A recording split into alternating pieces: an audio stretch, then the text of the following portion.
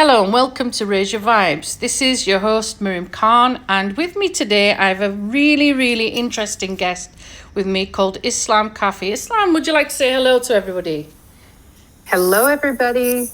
Listen to that beautiful voice, rather mysterious too. So Islam, I met you briefly, and I mean briefly, at a recent event that both of us obviously attended in collaboration to the joint book that yourself and I and, various other authors have written a book called She is Remarkable.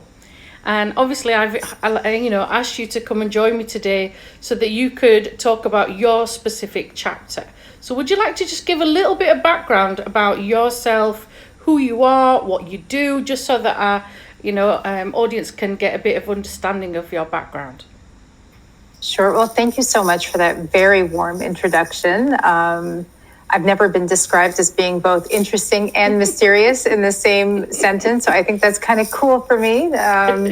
So I'm Islam Kafi. I am an academic life coach, and you've heard of life coaching. Yes.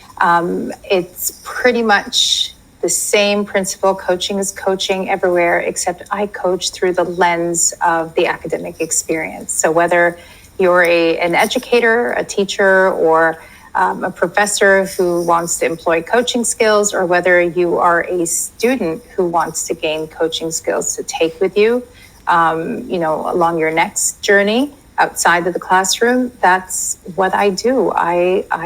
That's what I've been doing since 2016, Miriam, Wow. Trying to raise awareness about the importance of getting coaching in academic settings in our part of the world, which is Very tough. the Middle East, North Africa region. Yeah, it can be a very tough field to get into, and I mean, as I was explaining to you, I am a teacher myself. I've got teaching background. Still, I'm teaching like you, also a life coach, also do motivational speak, many other hats, not just the one thing. And I think we haven't really realised that we need academic teaching. We've probably been doing the coaching side of it, but not really giving it a title. So how did you get into that from what you were doing before? That is a wonderful question. So I was working as a fifth grade teacher at the American school here in Jeddah, and it was a great experience, and I loved my job. And I had a wonderful group of kids year after year. I loved, fifth grade is that age where, they're not quite kids and they're not quite adults, but they're forming into who they're going to be for the rest of their lives. And it's wonderful. But I noticed that when these kids left elementary school and transitioned onto middle school, there was a huge gap in and I'm not just talking about their grades, because these kids were high performers. They were always academically very successful, but something would happen in that transition that would just create this drop in their performance and their general well-being overall. And I was very curious about why that was happening. And of course, it had to do with what people like to refer to as soft skills. And I hate that term because they're not soft. These are the skills that I like to use the term human skills. So if it's okay, can I use that term to refer to what people like to call soft skills? I found that our kids were lacking in that area. They just didn't have the coping mechanisms. They didn't know how to advocate for themselves and ask for help. And it didn't matter how strong they were academically. They just didn't know how to cope with change. Yeah. And they didn't have the support, or they had the support, they just didn't know it was there. They didn't know what their resources were. So even being able to identify a resource is a skill. And then I learned about coaching, and then I learned about a specific niche of coaching called academic life coaching. And I decided, you know what? I think I found my calling. This is what I'm going to do. Everyone thought it was crazy. I was a team lead. I was a very well-liked teacher at the school, and I loved my job, so no one saw this coming. Yeah. I was like, no, I think I have have something else I need to do. I feel you. I've been getting that calling for many, many years. Yeah. Yeah. So I've been doing that. I've been working with kids, and not just kids. I've been working with university students. And what I love the most about what we do as coaches and educators is that coaching is not an intervention. No. So you're not dealing with something broken that needs to be fixed. No. You're dealing with, I am a very capable and resourceful individual, and I'm doing well, and I want to do better. And this kind of mindset actually makes my life really, really positive all the time, because I'm not a problem solver in this scenario. I'm not a fix-it person. I'm a thinking partner. I'm an accountability partner, and it's just this air of empowerment. You know, we are, as coaches, we're in the business of empowerment, and I think our younger demographic could really use that. They can indeed. I mean, I don't know about you. I personally have worked in very, very challenging schools in the UK. I also, like you, have got lots of experience, 20 plus years, but in the UK it was 15 plus years. And I'd worked in banking, I'd done other jobs too. But when I worked with the kids that we call council estate kids, they were very, very hard work, but rewarding at the same time. So I totally can relate to what you're saying to me, because kids, you can be academic or weak. You've got both spectrums or in the middle. But at the same time, you haven't got the emotion resilience. You haven't got parental support. You've got family trauma. I'm also a counsellor, as well as special needs background as well. And so I've dealt with, like, you name it, I've dealt with it, right? So I get what you're saying, because people don't realise that with teaching, you're not just teaching your subject. There is so many aspects to what you're doing that it takes up a lot of your time. So it's beautiful to see that you've taken this one niche and blossomed it into something really nice. And I want to, after this podcast, connect with you, because I think there's something I can really learn from you, hopefully, you know. Well, I'm hoping, I would love the opportunity to collaborate, because as I said, trying to get the word out there about the importance of coaching and education has been a struggle. The idea is very new in this part of the world. And so that, as daunting as it sounds, it's actually very exciting, because we're at the forefront of change. And that's hopefully a change that's going to be welcomed when we have people like you and other people who are like-minded, just setting the tone of what the academic experience can actually look like for people. I think some people are so enclosed in a bubble that they're afraid to step out of it. I was in a senior leadership position, and I was the first Muslim, and I was also the first female to be in those positions of where I was. So as an English teacher, as a special educational needs teacher, as a senior leadership teacher, you can imagine how hard that was in the UK to get to. And then for me to go, I'm going to just go traveling around the world and leave this, and like you, people are like, what? And then somehow still end up back in teaching, You know, you try to leave. That's funny, because my kids make fun of me all the time, because right now I do a lot of coach training. I have an ICF certified program that teaches people to do exactly what I'm doing. And my kids make fun of me. They're like, okay, because I have 2 teenagers, right? And they're like, let me get this straight. So you quit teaching to teach? I'm just like, just stop. Okay, just stop. It's all right. They're just holding you accountable, aren't they? No, because it's like, joke's on you. You're actually the inspiration behind what I do. So there you have it. So coming to the journey that we are currently on now, obviously both of us have had different experiences on how we got into the book that's out there now called She's Remarkable. And I will add, Islam's details, that if you want to get in touch with her and connect with her, I will put that in our bio for our podcast, but also for the book too. Now, I have my own experience of how I connected with the book. What was yours? How did you write before? Was this your first time? How did you connect to She's Remarkable?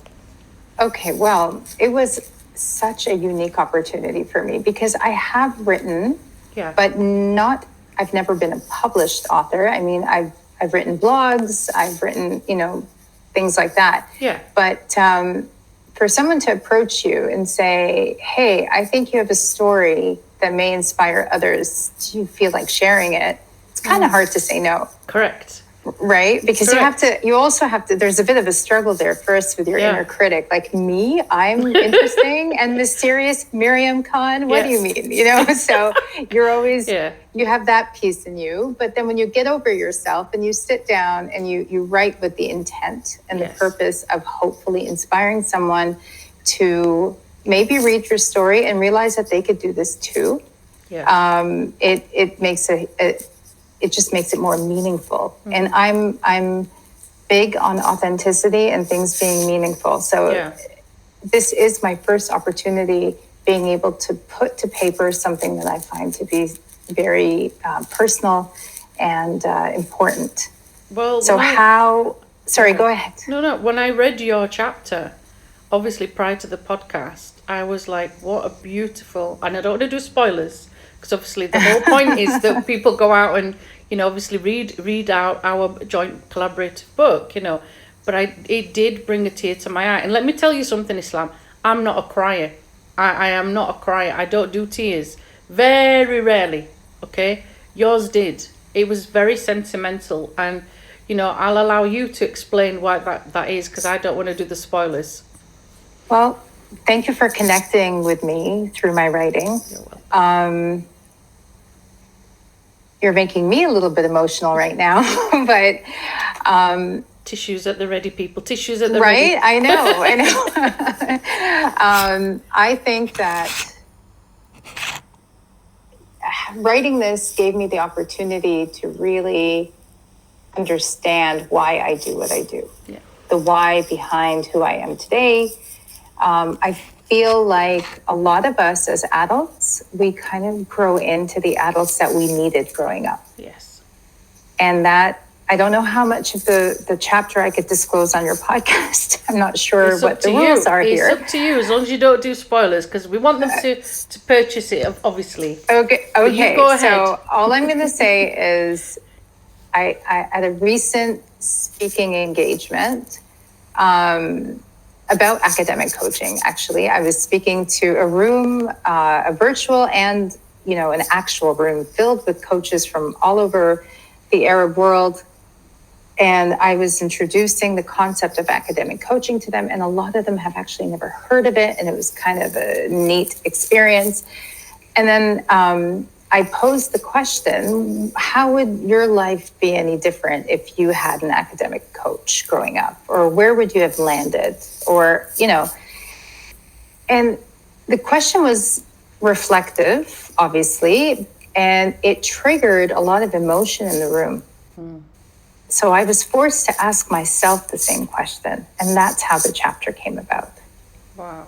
Because when I asked myself that same question, I was just like, okay, I get it now. And actually, that's the title of my chapter.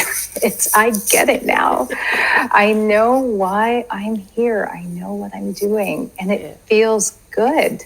And I want people to get it now before they, everyone gets it in their due time. But I've had so many different experiences that led up to this opportunity. And I feel like if I had,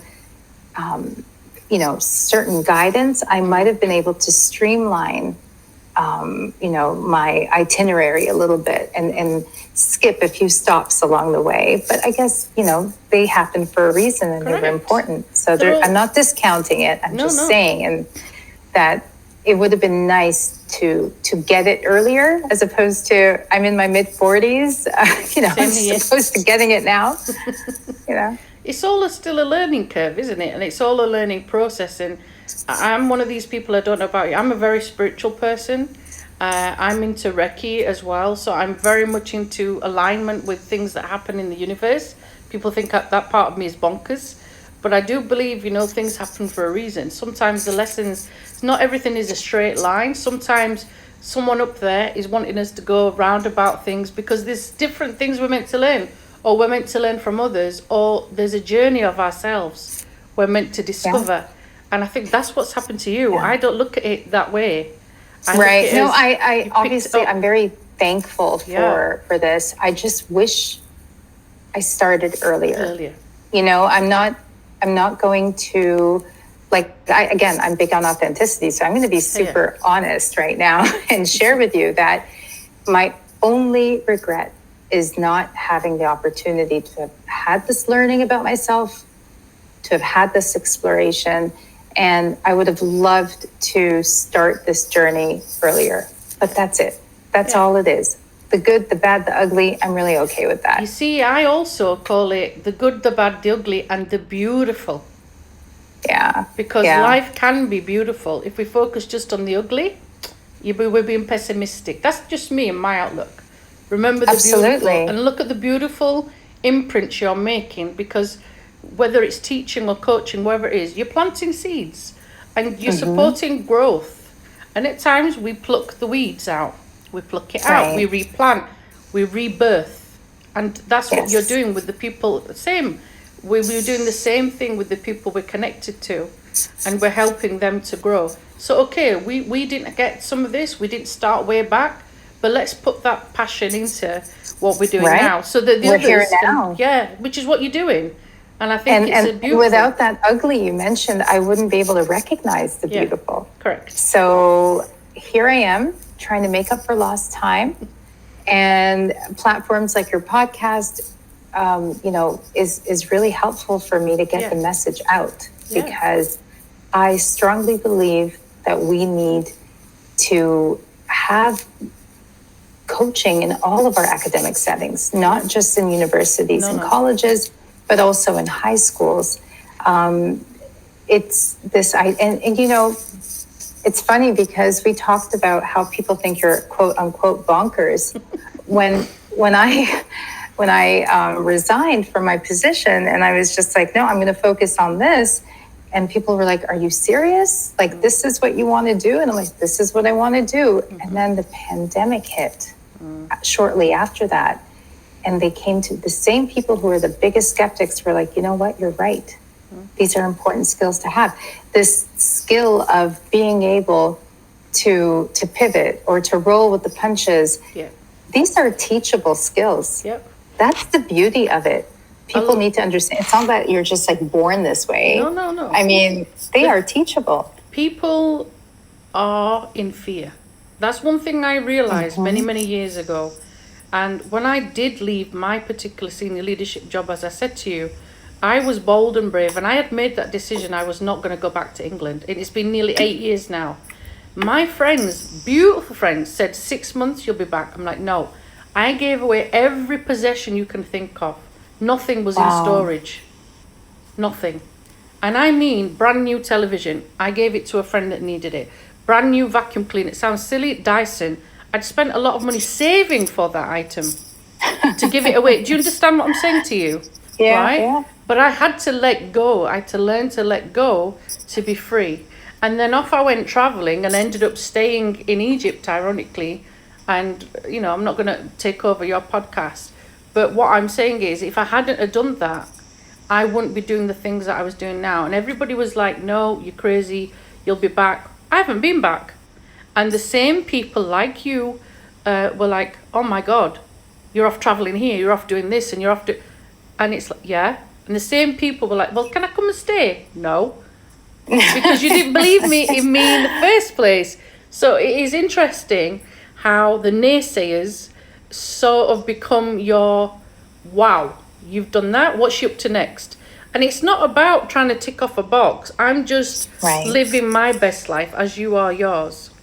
And you are taking those opportunities instead of leading with fear. You're leading with light and you're leading with love. And I think that's a beautiful. Thank you. That's a you just gave me like a whole lot of goosebumps here. I mean, like, thank you for that. I needed those vibes because it could be pretty lonely. I mean, when you're out there trying to communicate a message that you're very passionate about and trying to get people on board with you, it can be very isolating. I mean, we talk about growth mindset as teachers and as coaches, I'm living it. I hear no a lot, and I'm really okay with it because it doesn't discourage me anymore. That no is just an opportunity for me to look at what's missing. What do I need to help people really understand? Remember what no means, though. Doesn't just mean no. Remember what no means. Next opportunity. Oh, there you go. There you go. I like it. Yeah. I like it. Okay. So if people, I am raising my vibes with this podcast. I told you. There you go.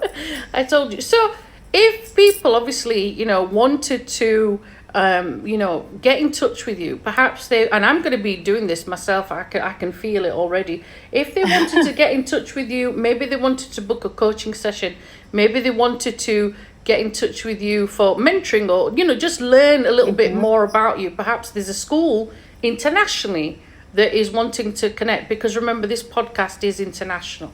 So how do they do that? How can they get in touch with you? What can you offer at the moment, and what are your plans for the future? So at the moment, what I'm offering is I'm offering coach training.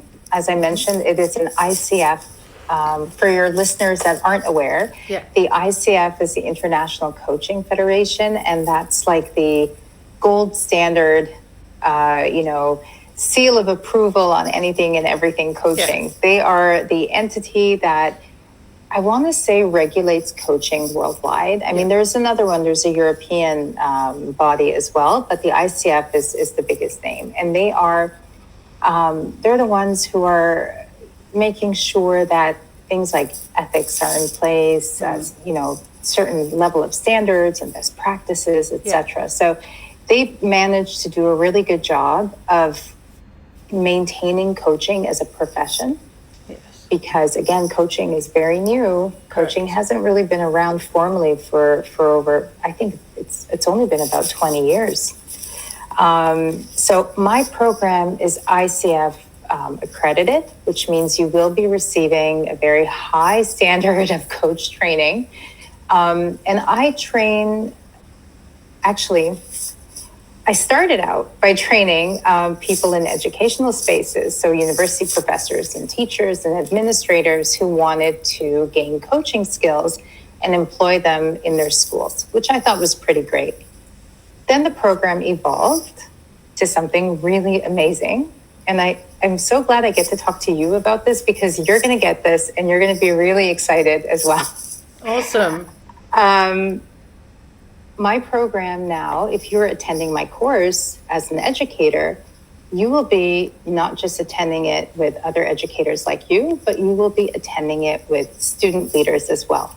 Nice. So not only are we having, academic professionals taking this course, but we're having high school seniors, we're having university students. Beautiful. And they're all in the same learning space. And that dynamic is unbelievable. Watching how they're learning alongside each other and from each other is such a rewarding experience in itself. So this is, and so for the students who are taking this program, they're taking it because they will become ICF credentialed coaches as well. And they will take their coaching skills to whatever career or path they choose. So they don't have to be focused on becoming something in the academic world. Mm-hmm. So I think it's such a rewarding experience for me as a trainer. And that's currently what I offer. I do one-on-one coaching sessions as well, of course. Awesome. But I feel like right now I'm trying to get more people out there like me. Okay, I'm trying to get more people out there who are, who have the skills to be able to coach this demographic. Yeah. Well, hopefully when, this podcast is out there, people will get in touch with you and people will, be interested and want to connect. And hopefully you will find like-minded souls so that you can raise that message and get it out there, because it does need to be out there, and that's one of the beautiful things about doing what you're doing is even at this part of the world, you're networking all the time. And that's one of the things that was really beautiful about this book, is connecting with people that ironically you need, so there's that connection there. It's beautiful. Yeah. And people always talk about finding your tribe. Yes. I found my tribe. I mean, we're all one tribe. Yes. And being able to, spread this message or train people with the skills to be able to service the tribe is, to me, more of that feeling of connection that I was craving than that feeling of isolation that I had in the beginning. Yeah. So I'm very excited about this, and I'm sure you can tell because it's very rare to get the opportunity to be able to talk about this with someone who really understands. So thank you for being that You're person. very welcome. And like I said to you, sometimes God connects you with the dots with the people that you need at the right time. Because ironically, I was looking for something like this, and then here you are. Well, there you go. Versa. Come on over, Miriam. I will be over. Don't you worry. So just as we're finishing, Islam, is there anything you want to say as a final, thought? Is there anything you wish to say in regards to the book or your coaching, or as we finish? Actually, I want to thank you. Oh, you're welcome. I want to thank you because I had the opportunity to listen to other episodes of your podcast, and the different areas of expertise that your guests bring to the table, even though they are they differ from one another, but somehow you made them all the same. You made them, their messages, for example, you had a guest who's an athlete, for example. I am in no means an athlete, okay? But I was able to connect with somebody that I most likely, on paper, won't have much in common with. But your podcast is a reminder that we are all in this together. Yeah. We're all learning from each other. And it's just so people like you are why we do what we do, because we all want to be that person. So thank you, Miriam, for everything you're doing. You're welcome. Thank you. For me, like you, it was something I was testing and trying, and then next thing, just after 2 episodes, I think, I was on iTunes for my podcast, and I was like, this is so hard to get in. I'm doing the right thing because it's flowing and flowing. Yeah. And next thing I know, I was on 20 channels internationally like that. And I had That's to even amazing. and I was like, because I was at that pivotal point of, I want to leave teaching again. And God kept sucking me back in. But I know why, because my special needs kids needed me. My mental health students needed me. My staff needed me. There was different things, but also I actually pushed myself to write. And I got myself published during COVID. It all kicked off during my divorce. During my divorce, I started to write. I started to do the podcast. I taught myself. I was in an area where I was in a lockdown. So when I say lockdown, everyone internationally would not know what that meant. For us in Kuwait, in my area, it was a military lockdown. For 5.5 months, I could not go out of my street, as in area. I couldn't leave it. We were in military lockdown. And that was because, unfortunately, one building had over 600 people with COVID. So they put everyone at risk, and it spread quickly. So bless the government here. They were trying everything they could to stop it from spreading. I was so impressed with everything they did.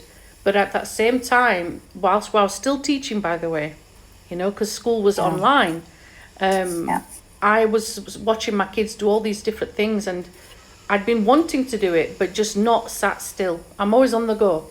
So I was not sat still. This was the time where I was forced to sit still and forced to learn how to edit, I learned how to do YouTube editing, and I was like, oh my God, this is so hard. But I did it. And now it's easy. But I was like, oh, I can do that, And the podcasting, it just grew, and the writing grew, and I was like, wow, this is when I'm forced in a corner. But Miriam, you're talking to me about learning how to edit a podcast, and I'm thinking to myself, okay, that's fine and dandy and amazing, right, for you. But I'm more excited about the other learning that took place. Yeah. You learned is that you can do anything. And that to me is what fuels me. Like, this is what excites me the most. Like, you literally reinvented yourself during the lockdown, which Correct. Again, it's not just about learning a technical skill. So you are just fun to talk to. That's good. During that time of COVID, I had also people getting in touch with me. Obviously, they knew that I was a counsellor, mental health stuff as well. And that's when I was looking at the coaching side of things, which you can obviously relate to. But I had people also going through divorce or separation, and ended up, as I said to Claire, who interviewed me, I ended up unwittingly becoming, and I laugh, becoming the divorce coach. I was like, wow, okay, this is another string to my bow. And I did a lot of that work for free, Islam, because of course I want to build my business. Of course I want to be able to fund myself financially and leave the teaching. But it wasn't ethical at that time to do that to these particular ladies when you know yourself, coming from a Muslim background, trying to divorce and do a process called hulla, which not everyone understands, but it means the woman basically applying for divorce. And you surrender all of your rights. And not just the surrendering, but you're the one who's financially, I was never reliant on my ex-husband. I was financially doing everything. It was all on me. That wasn't the thing. It was the fact that it was made very, very difficult because of the country and the rules. And even in 2023, 2022, when the law in that country was changing and your father and your brother has to come over to the country to give you permission to divorce, that law was coming in. And I was in my 40s and that was not going to happen. This was also during COVID. They refused. I don't have a great relationship with my father. So this is why when I read your book, it brought big tears to me, because I felt you. I really felt you, because there's things you wish you had, but you haven't. But that also doesn't make me not empathize at the same time, But you end up coaching in different ways because of that. But that's the thing with empathy. Yeah. It's a gift, but it's an expensive gift, because for you to be able to connect with me empathetically, you had to connect to something that is uncomfortable for you. Yeah. You had to go places that maybe you put aside, and that mental back burner that we all have, just like, okay, I don't want to think about this right now because I don't like how it makes me feel. Yeah. But when I thanked you for connecting with me earlier, I meant it, because I know for you to say it made me emotional, it means you really connected. And my intuition told me, okay, she had to go somewhere to be able to do that.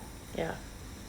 So I just want to acknowledge that you're raising vibes for people through not just strength, but through vulnerability. Sure, I didn't look at it like that. No, it's, hey, we're coaches. We could do this all day, you and I. Right? We're all about the perspective switch, right? We are. Yeah, but I'm just so inspired by you. Thank you. And ditto, vice versa. The same. Thank you. The same. And, I think it's a beautiful connection when you meet people like that and they push and support you and raise your vibes in whichever way you want to look at it. And for those people that are listening, Islam certainly does that in her chapter. Certainly does that in the chapter. I will put the details of the book in the bio. And obviously, I'm just getting back to your page number. Her particular chapter is on page 88. So, Islam, it has been an honor, an absolute honor. And what a beautiful natural conversation we've had, with two kindred spirits. I can't thank you enough. This was a coffee with friends. I mean, and your listeners are going to get to overhear that. And it's nice, because I feel like everybody who gathers at your table is a friend. Yeah. So thank you for including me at that table. Welcome. And I hope we get opportunities to collaborate together in the future. I would welcome that. God willing, inshallah. Thank you very much, Islam, for being on Raise Your Vibes. This has been Miriam Khan and Islam Kafi on Raise Your Vibes, talking about book, She's Remarkable, out now.